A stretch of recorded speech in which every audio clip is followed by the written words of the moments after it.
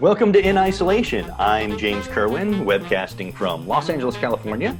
And with me, as always, all the way from Surrey Hills, England, is Nicola Bryant. Hello, Nicola. Hi, hello. Well, it really feels like we're in summer now. We're having a bit of a heat wave. And I know that's probably quite tame, LA style in temperatures. But how are you doing over there? Doing pretty well, actually. I cheated and broke quarantine. Yeah, this past weekend, and just to visit my parents for Father's Day, which was very nice because I haven't seen them in months. So it was good. I figured I'd just I'd cheat the one time and then go back into isolation. So it's all good. But it was really nice to see them. But you guys have the long days over there, right? It's like... It's whatever it is. It's after 9 o'clock here, and it's still daylight. That's so unusual to us over here, at least in the LA latitude. It's the best part. I was up walking the dogs. It was light at 4:30 in the morning, and it will be light till 10 o'clock at night. Of course, in the winter over there, it gets dark at 4 in the afternoon or something? Yeah. Yeah. Then you just stay in, hunker down, light a fire, stay warm, and just think about spring. See, I like the dark. I like nighttime. I'm pretty much nocturnal, so I think I would actually really enjoy that. It embraces the seasons. Yeah. Which, again, has often been said on the show, we really don't have in Los Angeles. So this week, this is going to be a cool episode. I'm looking forward to this one. We have as a special guest this week a good friend of mine who I've worked with on a couple of different projects, Rekha Sharma. And you know Rekha from numerous films and TV series, Star Trek, Battlestar Galactica, The 100, V, Supernatural, John Doe, Dark Angel, countless other things. Like I said, I've worked with her on different projects, and I think we're really thrilled to have her today. This is going to be cool. Yes, I'm really excited myself. Really looking forward to chatting with a fellow sci-fi fan and fellow sci-fi actor. So shall we get on with it, James? We shall. Ladies and gentlemen, the one and only Rekha Sharma. Rekha, how are you doing? I'm good. How are you? We're great. Thank you. Thank you so much for agreeing to come on our show. We're really thrilled to have you. How is isolation treating you up there in Canada? Well, it's colder. I don't know. This is a huge question you just dropped on me, James. I don't even know where to start answering that. How is it treating me? I mean, we're all kind of just trying to stay sane, right? I mean, there's a lot of great things coming out of it, I feel, for the world and for many of us individually. It certainly stirs the pot. And I feel like, I mean, you know me very well, James. You know, I try to find whatever is fermenting under the rug of my psyche and sweep it out. So this is a more intense version of that lately, I feel like, on a global scale. Very much so. As well as personal. Very much so. I mean, you live in LA, but when this COVID-19 thing was in its infancy, you went back to Canada to kind of shelter in place with your mom for what we thought was going to be, a brief period of time. But this has lasted a lot longer than a lot of people expected. And then on top of that, here in the U.S., we had this awful situation with the death of George Floyd, which then resulted in protests. And there were protests in the U.S., there were protests in Canada, throughout the entire world. What are your thoughts on that situation? As a person of color who grew up in Canada, how do you feel about the status of race relations in that country as opposed to the U.S.? The U.S.'s history is, far more dramatic, to say it politely, to say it as a Canadian might say it. It's terrible. And yet the things that have gone on up here are not much different. Racism in general tends to be more subtle. I think, you know, we as a people with the stronger British influence, and Nicola, where are you right now? I'm just south of London. I'm in Surrey, so it's one of the countryside, more counties just below London. But I was in London for 30 years, so yeah. So you know my people very well in your part of the world, and you know what it's like to be part of colonialism. I think we all do in different respects. You know, in the States too, they've certainly been affected by colonialism, and we, you know, in the States and Canada, we both have Indigenous people who had everything stripped from them and are still treated like second-class citizens. And it's pretty awful. I don't know that I'm answering your question correctly, but Well, I was just curious as to your thoughts as a person of color who grew up in Canada, what your experience was there. Because we hear a lot about race relations in the United States. A lot of people don't hear about what it's like in Canada.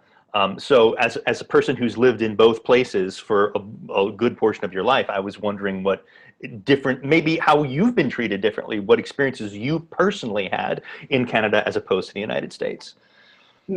my experience of racism, also being the age that I am, like, it, you know, is much worse if you're older. What you experienced was much more blatant and obvious. And by the time, you know, I was in school, it was like super not cool to be racist.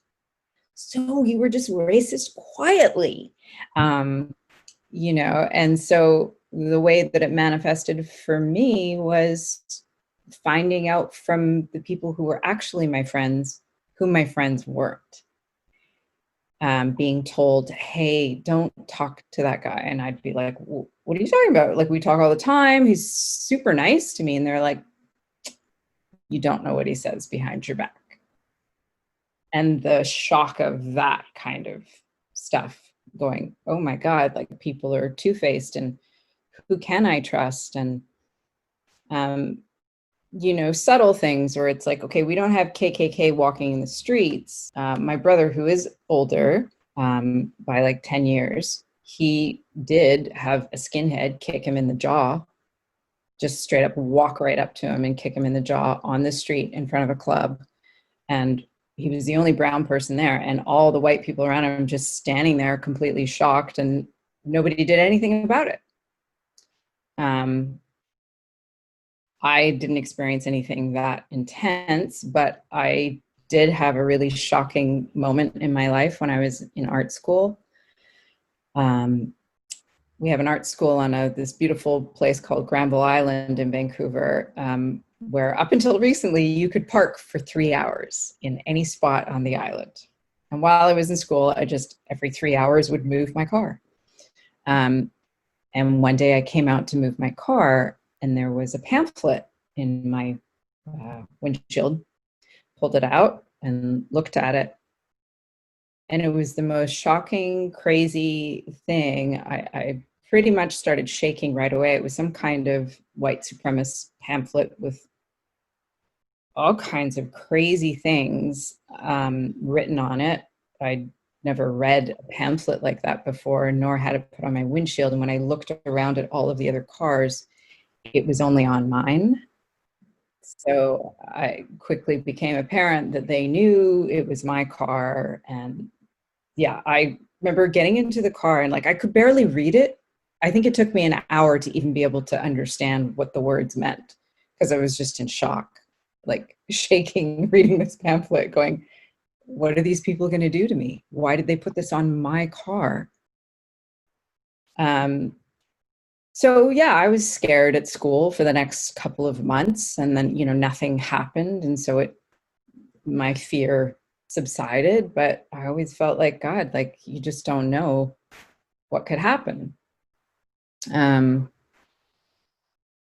So those are the experiences that I've had personally here. I'm sure there's more stories I can think of, but just to give you a couple of examples. I know when I was a kid, like when I was a baby, our house was egged. Um, People called my brother racial slurs to his face and to mine as well when I was in elementary school, because kids don't know better when they're that young. Yeah. Um, what seems to be different in the States is that people are much more vocal about it, even though it's still not appropriate.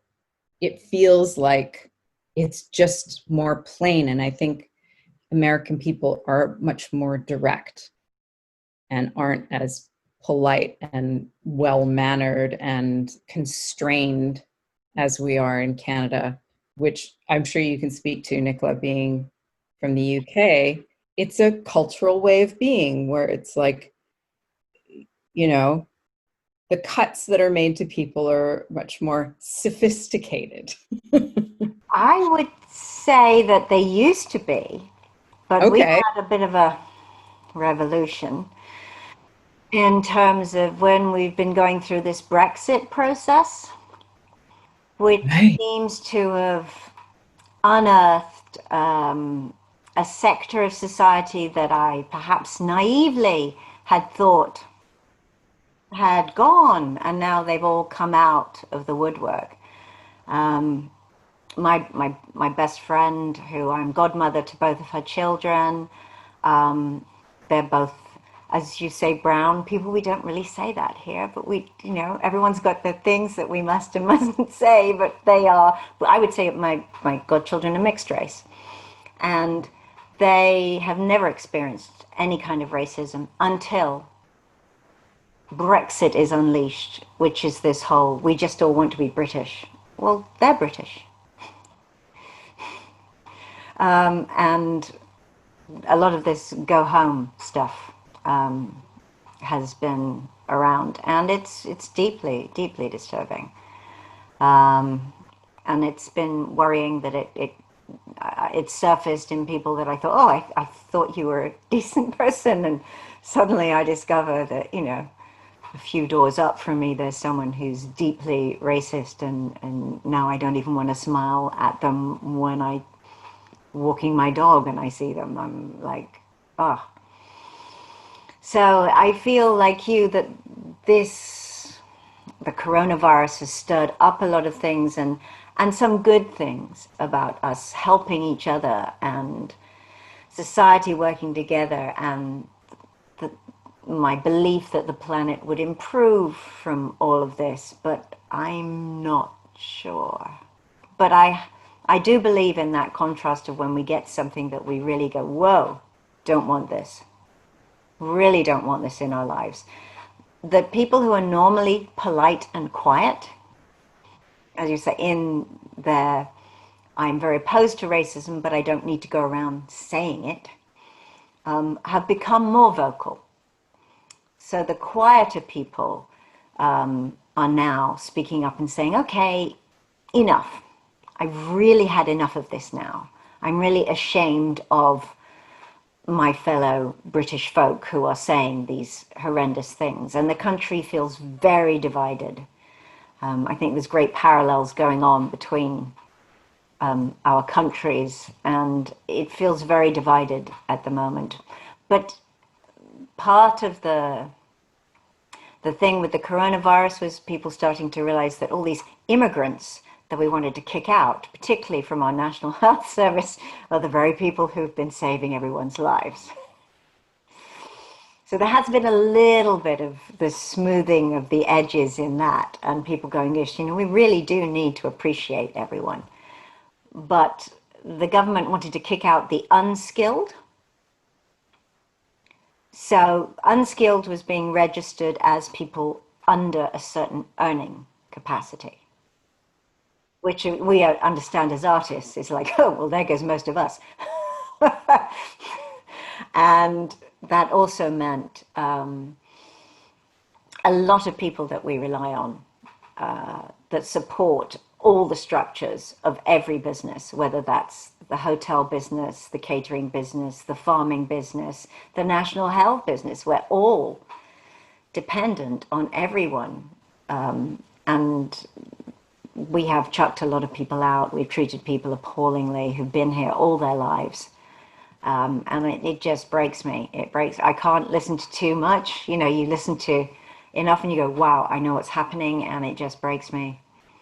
You know, it's not the world I want to live in, and it's not the world I thought I'd be living in at my age. The fact that people are protesting the same things they protested 60 years ago is just, wow, you know? The good thing is when I see how many people are protesting. But my friends who wanted to protest, you know, my best friend said, she lives in a little village. And she said, there's never a protest in this village. And she said, I want to be there with my race protesting, but I can't because she's set up her own care working company. So she is a carer.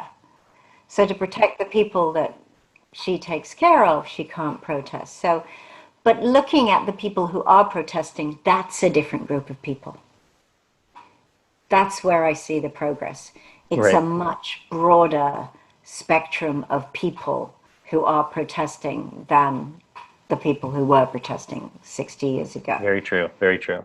No, I mean, one thing I've been thinking a lot about lately is, you know, my people talk about an age called Kali Yuga.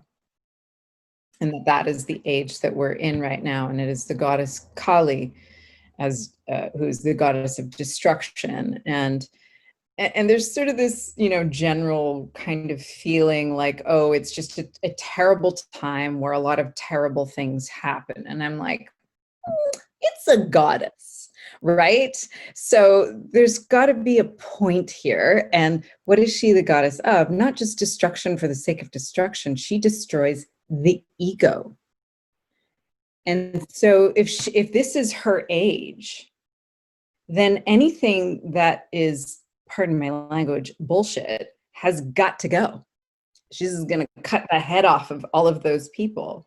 And I think there's no surer way, you know, if you think about the end of every relationship, in every romantic relationship, will all the things that are lies that we've bought into in the relationship have to be brought to the surface.